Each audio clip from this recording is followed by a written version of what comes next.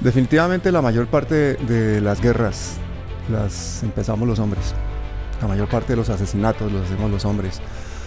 La mayor parte de los gobiernos los hemos presidido los hombres, de los imperios.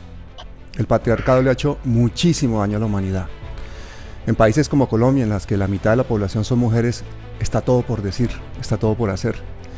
Y hoy tengo a dos super mujeres invitadas aquí, de dos mundos diferentes, de dos campos diferentes de trabajo, pero con un mismo objetivo: hacer de Colombia un mejor país.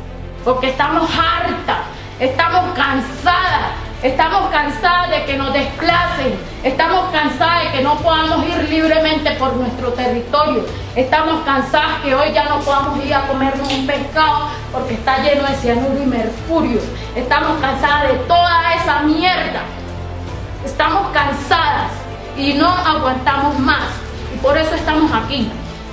Así nos toque con nuestra vida, pero vamos a garantizar que nuestros hijos, que nuestras hijas vuelvan y puedan seguir estando tranquilos en nuestros territorios.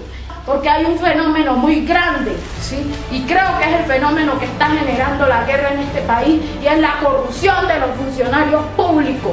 Porque vale más la plata que las personas. Vale más que le entreguen el territorio nacional a empresas multinacionales y que luego le vienen a dar regalías después de que somos nuevos, nosotros los dueños, y que nos vienen a dar regalías que son una migaja. Eso importa más que cuidar a su propia gente. ¿Para qué se creó este Estado colombiano? ¿No era para ponerlo al servicio del pueblo? Estamos del lado correcto de la historia. Tienen miedo. Oye, presidente. Oye, te puedes tapar los oídos. Puedes hacer lo que quieras. Pero te tendrás que poner de acuerdo con tu gente y tus ministerios, porque nos vas a oír. Nos vas a tener que oír. Nos van a tener que oír. Porque este pueblo despertó.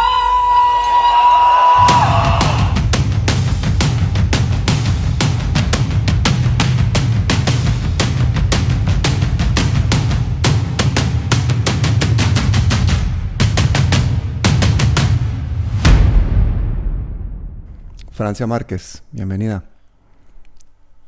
Gracias, Pablo. Un abrazo ancestral.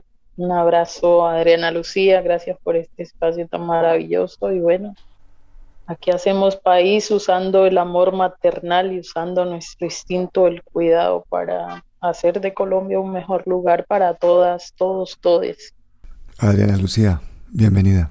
Muchas gracias. Yo estoy feliz de estar con esta invitadaza. La verdad es que una de las mejores cosas que me ha pasado a mí es el descubrimiento de este espacio. Yo conocí la vez pasada a una mujer maravillosa y pensé que hasta ahí llegaba mi participación, y cuando de pronto Pablo me dice, es que hay una mujer espectacular, Francia Márquez, se le mide, y como yo no aguanto una convidada, entonces obviamente dije sí.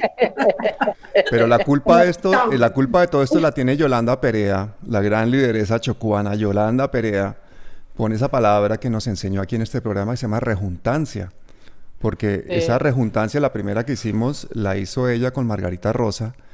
Luego Margarita hizo otra con Maricé Trigos Torres, la otra lideresa impresionante histórica colombiana, y luego hemos seguido haciendo esto. Y es poner en contacto a dos personas que están luchando por lo mismo, que muchas veces no se conocen y que son muy emblemáticas para un país en el que tenemos que empezar a hablar y a comunicarnos y a empezar a luchar contra un mal mayor que nos tiene sumidos en la pobreza a la mitad de la población. Así que yo sobro totalmente en esta rejuntancia. La rejuntancia es de ustedes dos. Me despido, que la última apague la luz. Y... No, tú no sobras, y además de que no sobras, pues sería terrible uno igualarse con esta lucha tan siquiera compararse con una lucha como la de Francia Márquez. Nosotros somos aprendices de gente como ella que nos inspira, bueno, y como tú también, que llevas muchos años trabajando. No creas, Adriana, yo creo que usted no lo sabe, pero después de Patricia Terán, sí, que la diosa del vallenato, cuando yo vi a Adriana Lucía como la única mujer siguiendo haciendo música vallenata. Para mí eso es como una inspiración, fue una inspiración muy, yo decía, uy, qué mujer tan poderosa, sí, qué mujer tan Bueno, pues dos berraca. mujeres poderosas Entonces, para que se sí, cuenten no sus creo. cosas y que la última apague la luz. Hasta luego. Muchas gracias. Gracias, Pablo. Francia, hay una parte de tu vida que a mí me seduce tanto y muy poca gente conoce, y es tu formación musical. A mí de verdad que cuando yo te vi, yo recuerdo un video tuyo que vi, estabas en el río, y estabas como, no sé cómo se llamará, era como una totuma, que estabas, no sé cómo se llamará en el Chocó, pero era algo, una especie de totuma, y estabas haciendo como tu oficio, pero lo que a mí me sorprendió fue tu voz, que te escuché cantar. Cuando te vi, luego vi otras imágenes tuyas con unos tambores y unas cosas. Yo particularmente quedé impactada, no conocía a nadie. Yo conozco por ahí gente de la política que dice que canta, pero nunca había visto una persona tan musical como tú, de verdad, tan apoderada de ese espacio musical, de verdad, verdad, ejerciendo y usando su voz de esa manera, no solo para hablar, sino para cantar. Yo quisiera saber más de esto.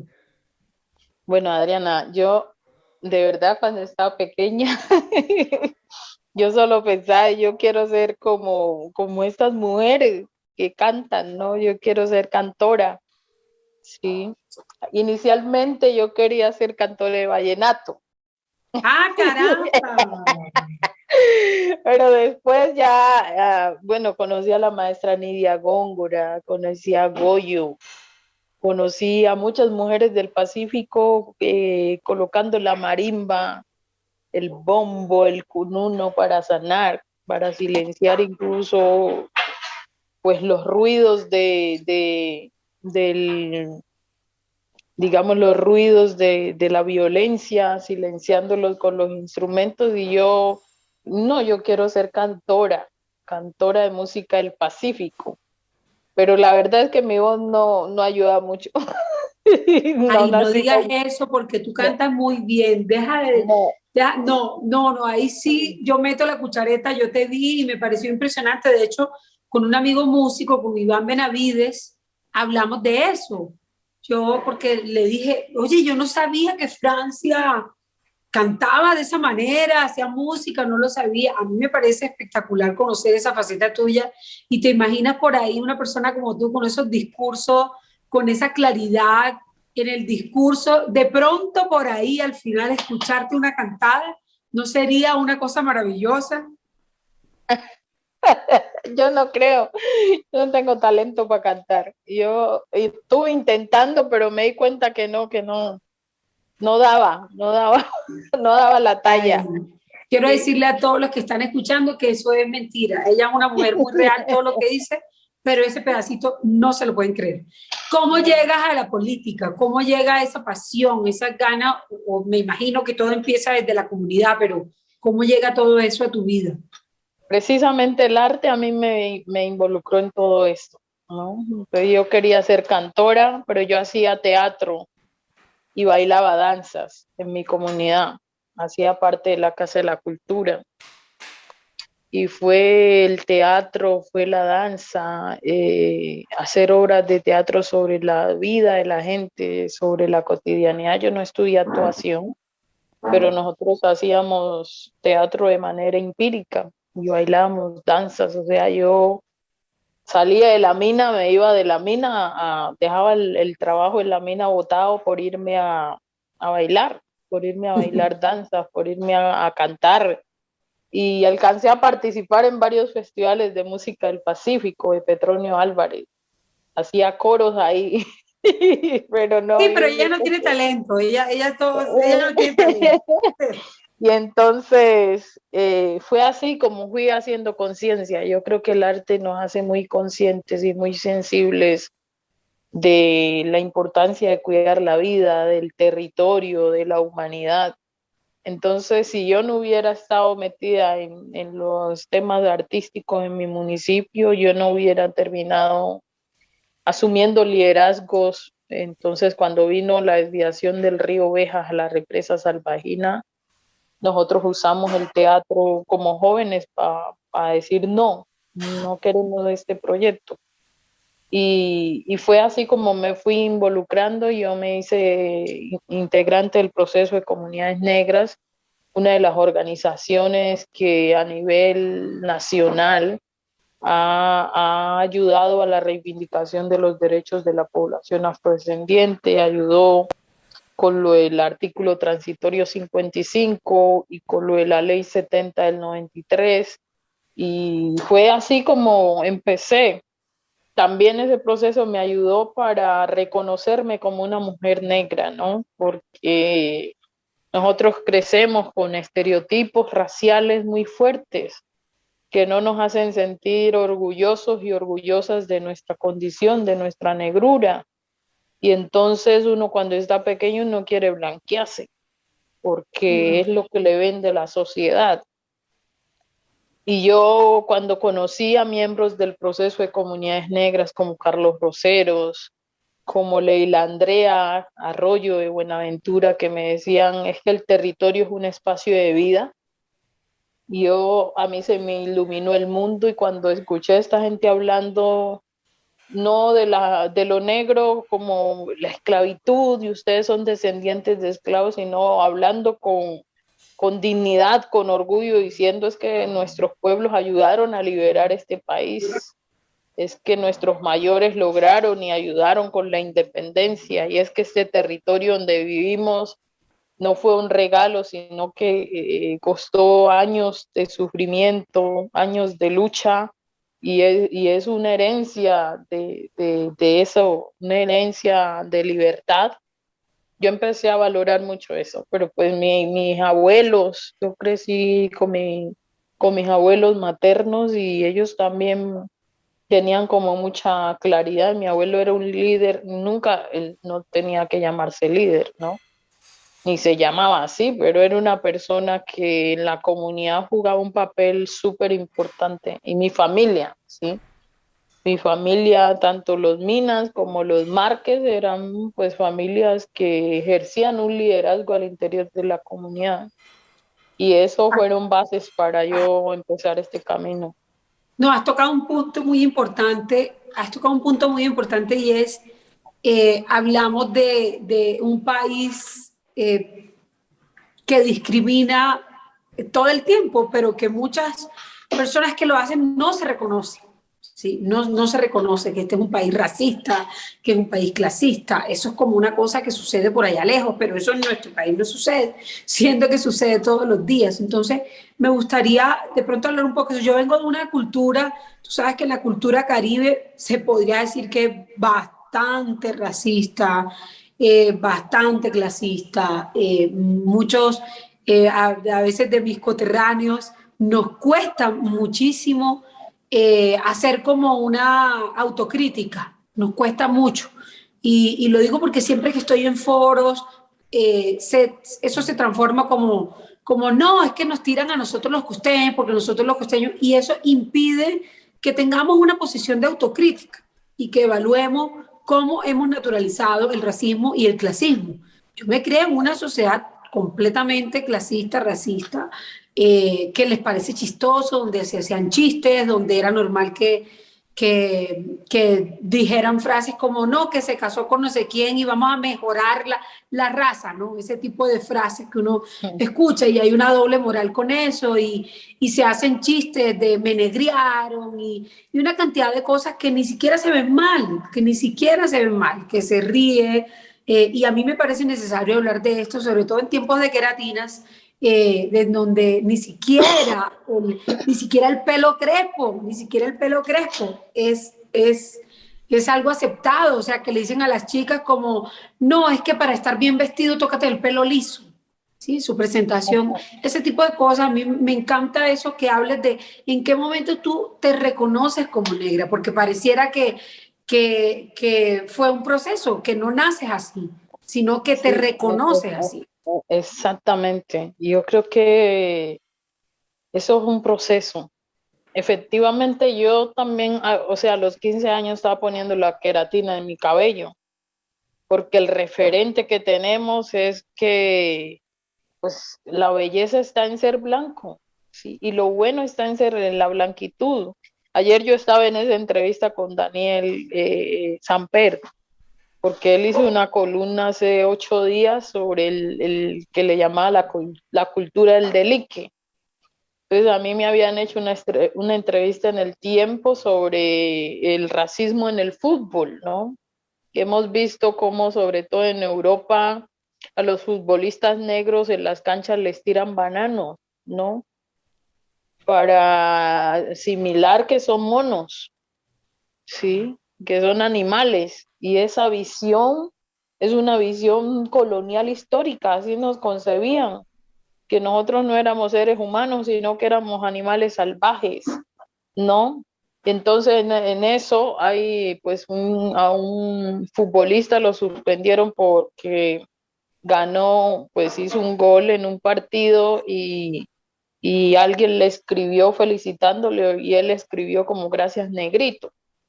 Y la palabra no es mala en sí, seguramente el man no tenía mala intención de decir eso, ¿no?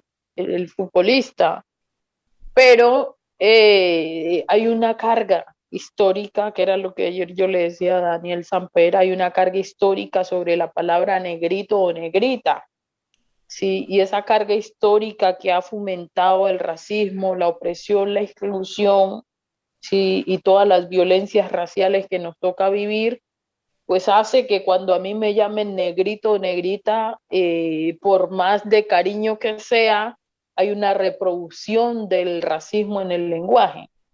Entonces él no reconoció eso y dijo, no, yo no soy racista y eso, pero bueno, ¿cómo usted dice que no lo es cuando está usando unas frases que históricamente se usaron en términos raciales? Porque uno no llama a las personas negrito o negrita, para eso le colocan un nombre y un apellido a cada persona, para que pueda ser identificada por ese nombre y por ese apellido. Pero la blanquitud le da el privilegio, ¿sí?, a la gente que no es racializada de considerar que tiene el derecho a definir a la persona o a llamar a la persona por el color de su piel y no por el nombre que esa persona le dieron en un estado donde reconocen sus derechos civiles, el derecho civil a tener un nombre y un apellido. Lo que pasa Entonces, es que yo también siento entonces, que... Ah, perdóname, termina, perdón. entonces, eso por un lado, ¿sí? Por ejemplo, sí, yo valoro mucho como el trabajo que hace esta muchacha EPA Colombia, de forzarse, de luchar, de hacer su emprendimiento. Pero para nosotras las mujeres negras, la queratina ha sido un problema fuerte, ¿sí? Poner a niñas de 12 años que tienen su cabello natural afro a echarse queratina para ser más aceptadas socialmente es una cosa terrible, ¿sí? Y a mí se me caía el cabello porque esos productos son muy fuertes. Y entonces estábamos bonitas, lácidas, con el cabello lácido un mes y al otro mes el cabello se nos caía. Y era una lucha con eso. Eso genera traumas, ¿sí? Y entonces yo decía como, uff, me duele tanto eso porque de hecho vi a EPA Colombia sacando una marca de queratina que yo reconozco, digamos, el valor de una mujer, hacer un emprendimiento productivo que le genera ingresos a mucha gente y que se levanta desde abajo, ¿no? Pero detrás de eso es como la historia de lo que eso significa para las mujeres, ¿no? Y la historia, lo que eso significa para las mujeres negras y las mujeres en general en una sociedad patriarcal que define el prototipo de belleza, que define qué es lo bello y qué no es, ¿no? Y entonces tenemos que someternos a esas situaciones que a veces generan enfermedad, que a veces enferman. Bueno, yo en verdad siento que todos tenemos que estar abiertos al cambio y a la transformación incluso del lenguaje, porque es que yo lo digo como una persona que mira desde afuera y que escucharte hablar a ti, a mí me pone a pensar una cantidad de cosas que yo no voy a vivir porque yo no estoy en tu piel. Entonces es muy Ujú. fácil desde afuera uno decir, a mí no me parece, es que yo no estoy de acuerdo, pero cuando uno no ha vivido la historia en la misma piel de la persona, yo creo que lo mínimo que tendría que hacer es intentar escuchar al otro y de pronto sea uno, lo más probable es que sea uno el que esté equivocado. Ahora, quisiera saber si dentro de la comunidad afro hay divisiones en este sentido. Yo sé que, por ejemplo, en la música se ha usado muchas veces el negro, la negra, ¿no? Como una frase, y estoy consciente de que mucha gente no la dice de manera despectiva en algunos casos, ¿cierto? Pero yo también sé que cuando, por ejemplo, no sé, una amiga me contaba, llegaba a un consultorio médico y la secretaria la recibía, ella tomaba el teléfono, sí, aquí llegó una muchacha negrita, cierto, hacía la referencia de aquí llegó una muchacha negrita, ¿sí? No lo dirían, aquí llegó una muchacha monita, eso no lo dirían, ni blanquita, ¿cierto? Entonces, en esos contextos es donde uno dice, uy, güey madre, como hay otra persona que dice, me encanta que me digan negra, me fascina, yo me identifico con negra. Entonces, ¿qué pasa ahí en la comunidad afro con esa terminología o si hay divisiones o cómo es la cosa? El capitalismo tiene sus ganancias del racismo y del patriarcado, ¿sí? Entonces la blanquitud también define que las mujeres somos inferiores a los hombres, ¿no? Hemos sufrido las consecuencias de un colonialismo que se impuso sobre la visión del mundo, ¿sí? Por eso cuando a mí me dicen que es que ustedes tienen gente negra en ministerios y esas cosas, eso no significa o eso no se traduce a que por tener un rostro negro en esos espacios De acuerdo. ya se nos esté garantizando los derechos como gente afrodescendiente. No, porque muchas veces esas personas están no para cumplir el desarrollo de una agenda de los derechos fundamentales de estas poblaciones históricamente excluidas, sino que están ahí para el desarrollo de una agenda del sistema neoliberal capitalista. Punto. O sea, están cumpliendo una cuota. Es como cuando pues, sucede lo mismo con las mujeres, ¿no? Es que tenemos un gabinete lleno de mujeres, ¿sí? Pero mujeres que no representan el feminismo o Exactamente. que no representan el espacio de la mujer. Entonces, a veces yo me cuestiono mucho con esto porque por lo menos yo como una persona músico que participé, que canté vallenato, por ejemplo, un género tradicionalmente de hombres, un espacio de hombres y todo lo que he hecho, pues los porros, la cumbia, todo el espacio en donde yo me muevo, incluso en la música, en la industria, pues es plenamente dominada por hombres. Pero me encontré que había mujeres machistas, había mujeres muy machistas, incluso más machistas que muchos hombres. ¿No? Entonces, en una sociedad de padres abandónicos, en donde las mujeres son las que crían, ¿por qué hay tanto machismo? Pues porque las mujeres crían machitos también. Entonces, Porque el sí, patriarcado también nos ha dañado a nosotras, al igual que el racismo. De construir el patriarcado no es una responsabilidad exclusiva de las mujeres, no. Es una responsabilidad que debemos asumir como humanidad. Porque claro, son los cuerpos racializados, son los cuerpos de las mujeres las que cargan esos pesos de esas opresiones, pero todos nos dañamos como sociedad. Entonces los hombres tienen que reconocer que ese mandato de masculinidad no solo nos daña a nosotros, sino que los daña a ellos también. Sí, me eso, encanta lo que eso. estás diciendo, pues yo me declaro antirracista porque yo a veces, por ejemplo, cuando la gente me cuenta algunas cosas, cierto, que de la vida diaria, cotidianas, te estoy hablando de cosas cotidianas como, por ejemplo, una amiga me contaba, no, es que me subí en un bus, entonces el conductor del bus dijo, se me bajan todos los negros ya de aquí, ¿no? Y entonces uno se pregunta, ¿y el resto de la gente que está ahí qué? O sea, el resto de la gente ¿Cuál que es está la en el posición bus, de la gente? exacto, o sea, no, Seguramente muchos van a decir, bájense, en que necesitamos llegar rápido al trabajo, pero así seguramente tal otros cual. van a decir, eso está mal hecho. Y ese que toma partido a decir eso no se puede hacer, eso está mal hecho porque ellos tienen los mismos derechos que nosotros, está no solamente no siendo racista, sino que está realizando una acción antirracista. Es que esa pelea, por ejemplo, yo me la compro, ¿no? Y entonces mucha gente, a mí me la dan gratis, pero mucha gente le dice a uno como, ay, pero eso no sirve para nada, eso no sé qué, claro que sirve. O sea, yo digo que sí sirve, yo digo que nosotros somos culpables por cómplices, o sea, ¿cómo es posible que suceda eso y no una persona no diga, hey, respeta? O sea, no, sino que la gente diga, ay, ya, rápido, bájense, necesitamos llegar a la casa. No, y cuando en un caso como ese, que dice bájese, está ejerciendo racismo también. Pero resulta que te encuentras no solamente con, yo no estoy hablando de la población opresora, ¿no? Sino del oprimido que acepta eso como su vida y que en verdad mucha gente en este país no sabe que merece una vida digna. Yo eso insisto con decirlo, porque yo soy de un corregimiento, ¿verdad? En donde nos criamos, los corregimientos que la gente tiene como una falacia en la ciudad, y piensa que eso es como que los que viven en el campo es como en la Colombia profunda, ¿no? Ese es un término que yo detesto, porque eso nos deja como por allá apartados del mundo, ¿no?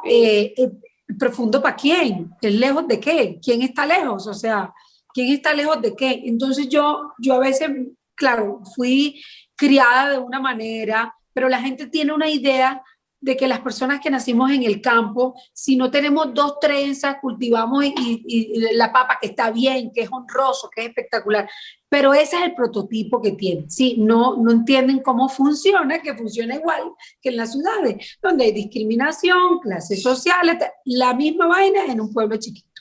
Entonces, yo insisto cada vez en decirle a la gente, tú mereces una vida digna, esto te corresponde, y porque le dicen es que quieren todo regalado, es que la gente en esos pueblos quiere todo regalado, entonces uno les dice, no, este es tu derecho, ¿cierto? Como cuando uno ve la nota periodística de un niño que no tiene uniforme, que tiene que pasar 2 ríos, que todo, y el periodista no cuestiona y presenta la historia como una historia de superación, pero no dice por qué carajo no hay una escuela en su pueblo y el niño tiene que hacer eso. Entonces, mucha gente cuando ve estas notas periodísticas, mucha gente cuando ve esto del pobre, porque quiere, la pobreza está en la mente, ¿no?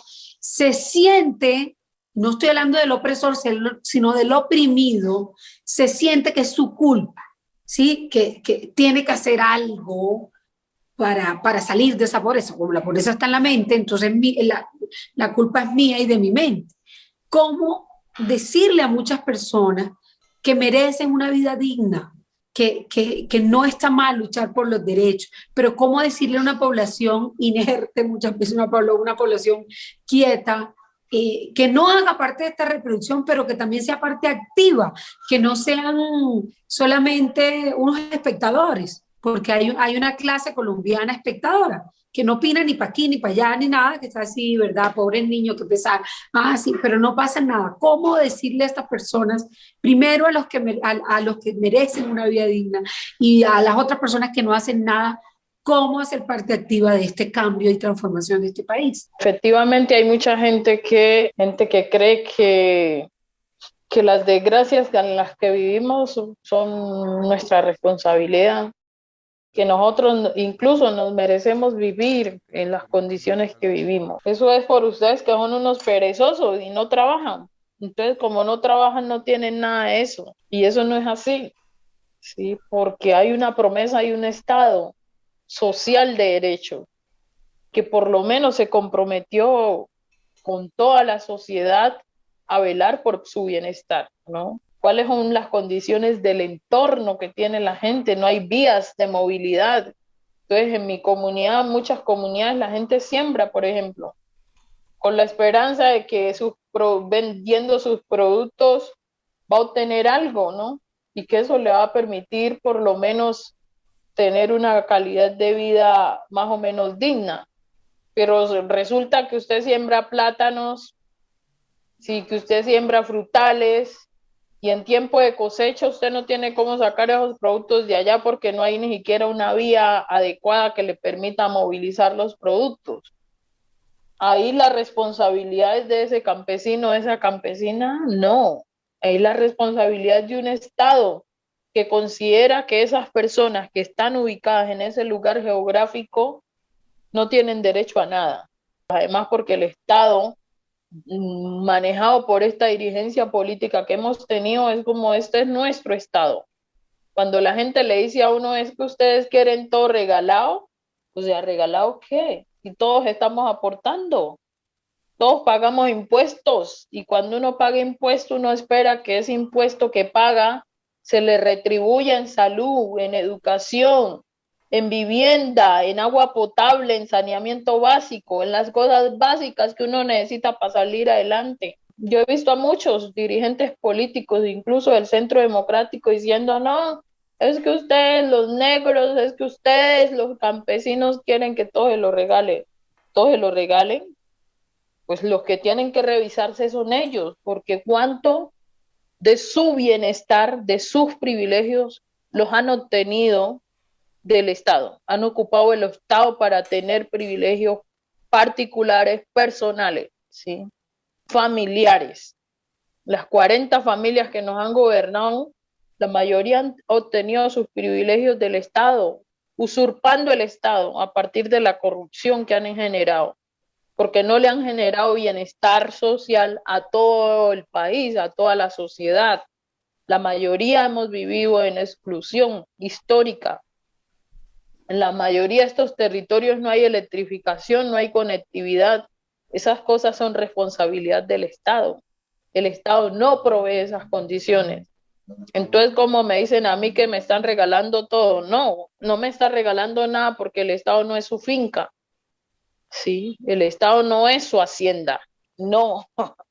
Usted está administrando un Estado que nos pertenece a todos y que todos contribuimos en términos económicos para que sea, y que esa contribución que todos hacemos pues tiene que revertirse en términos de distribución económica, distribución social, de bienestar social. Entonces eso no pasa.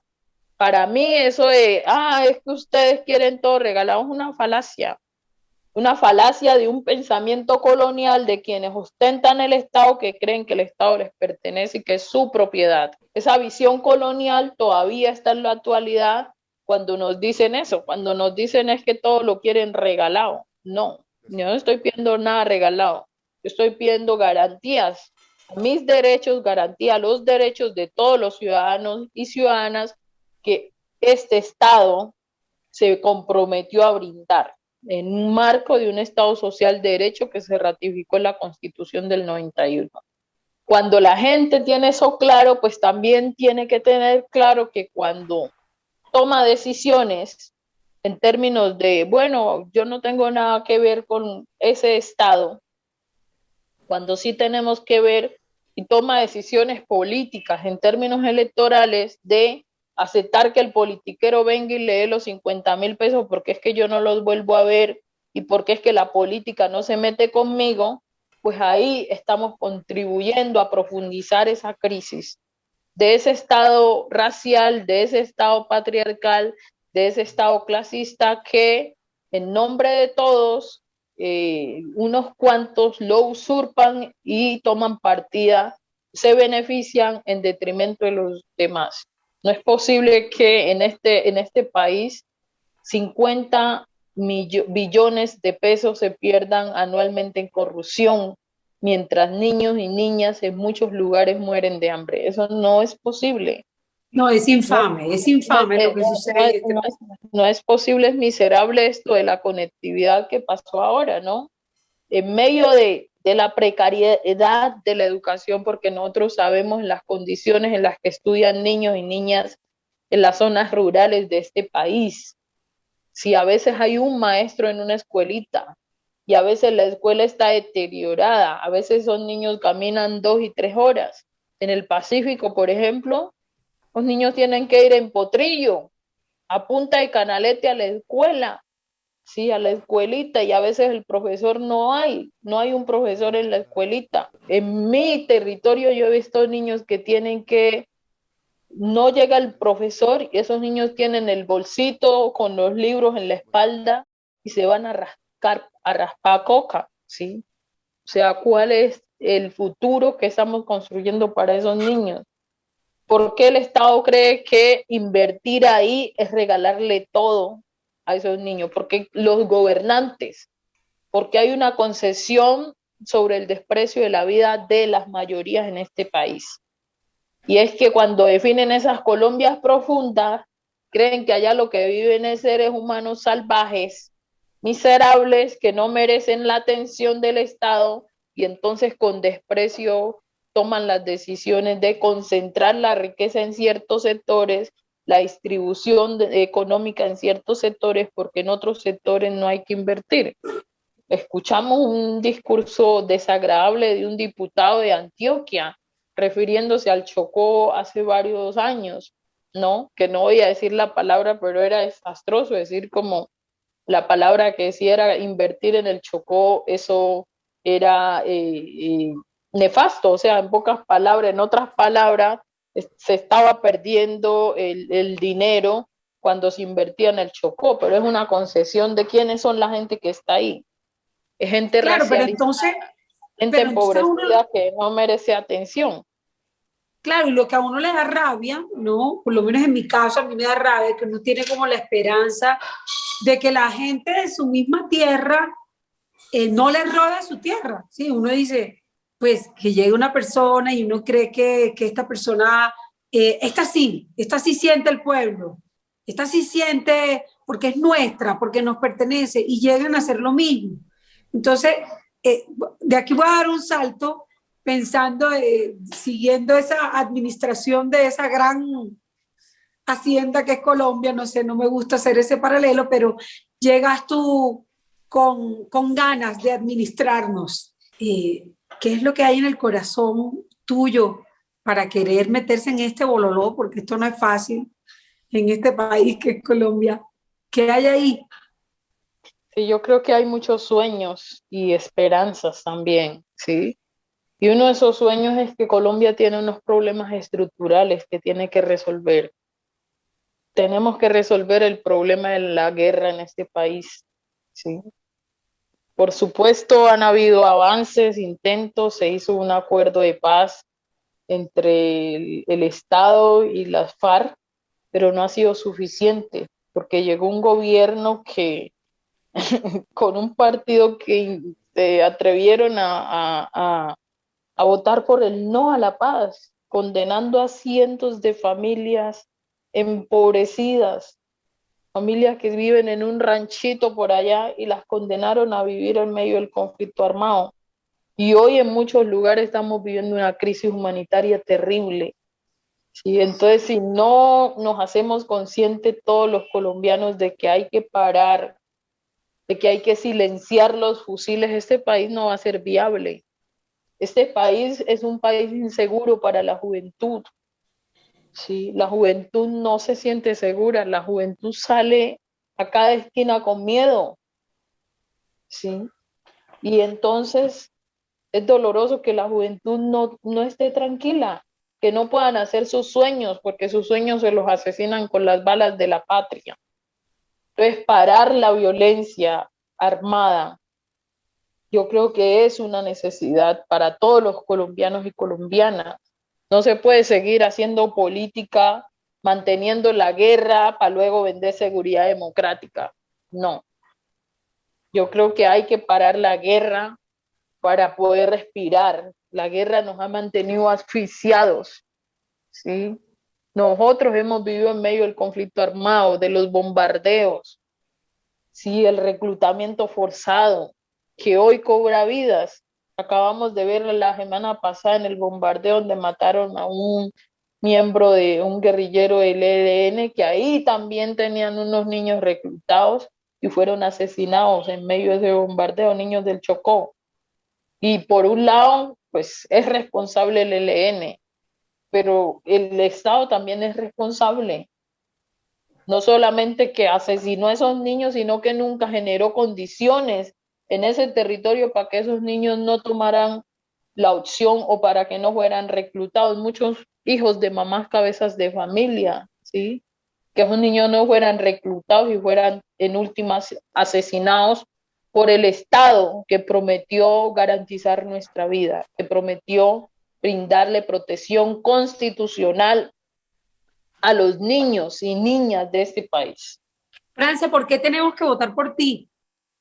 Yo creo que también hay la necesidad, ¿sí?, de hacer un camino donde la política de la vida, donde la vida se pone en el centro.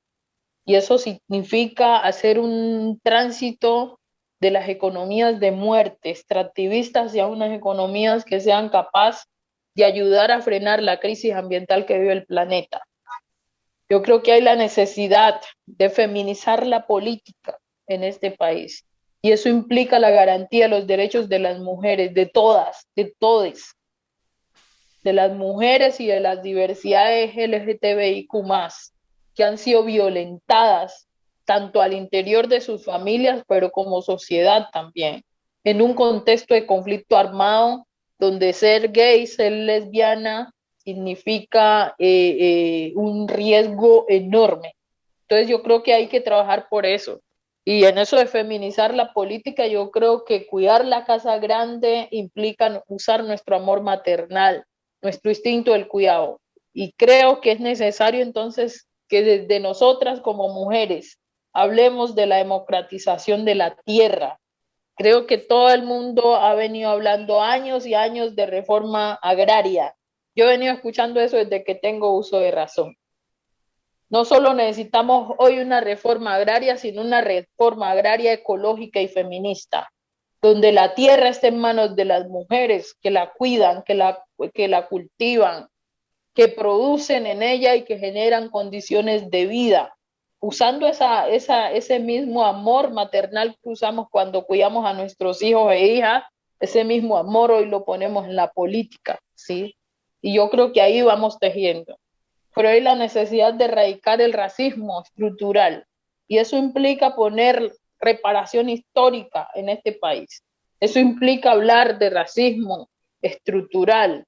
Eso implica entonces que no se siga simplemente diciendo los negros y los indígenas viven con las necesidades básicas más insatisfechas de este país, sino qué vamos a hacer para cerrar esas brechas de inequidades y desigualdades.